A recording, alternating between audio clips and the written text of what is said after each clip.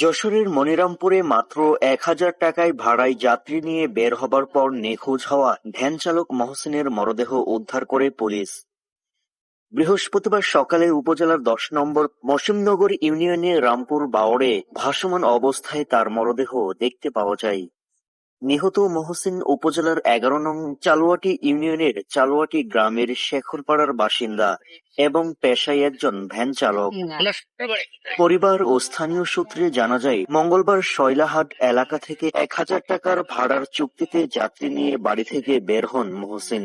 রাতে তিনি বাড়িতে না ফিরলে স্বজনরা বিভিন্ন স্থানে খোঁজাখুঁজি করেন। পরে বুধবার মনিরামপুর থানায় গিয়ে নিখোঁজের অভিযোগ দায়ের করা হয়। অভিযোগ পাওয়ার পর পুলিশ তদন্ত শুরু করে। এদিকে বৃহস্পতিবার ভোরে স্থানীয়রা রামপুর বাওড়ে একটি মরদেহ ভাসতে দেখে পুলিশে খবর দেন। ঘটনাস্থলে গিয়ে পুলিশ মরদেহ উদ্ধার করলে পরিবারের সদস্যরা সেটি মহসিনের বলে শনাক্ত করেন। খবর পেয়ে নিহতের বাড়িতে শোকের ছায়া নেমে আসে। স্বজন ও প্রতিবেশীদের কান্নায় ভারী হয়ে ওঠে পরিবেশ। স্থানীয়দের ভাষ্য, মহসিন ছিলেন পরিশ্রমী ও নিরহ স্বভাবের মানুষ। প্রতিদিন ভ্যান চালিয়ে পরিবারের জীবিকা নির্বাহ।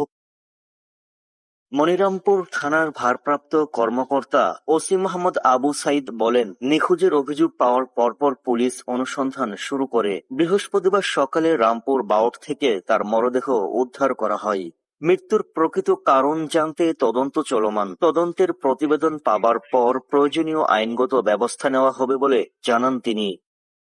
এদিকে রাজগঞ্জ পুলিশ তদন্ত কেন্দ্রের ইনচার্জ বলেন, ঘটনার সব দিক গুরুত্বের সঙ্গে তদন্ত করা হচ্ছে। জড়িতদের শনাক্ত করে আইনের আওতায় আনতে পুলিশ কাজ চালিয়ে যাচ্ছে। এ ঘটনায় স্থানীয়রা দ্রুত রহস্য উদ্ঘাটন, জড়িতদের গ্রেপ্তার এবং দৃষ্টান্তমূলক শাস্তির দাবি জানান। আপনার এলাকায় কারোর সাথে কোনো শত্রুতা? সেভাবে তো দেয়নি, আরে যায় তো সবসময় সলার বাজারে দিই কত বসিলাম তো, কারোর সাথে গন্ডগোল না, সবাই না বাজারে বাড়ি।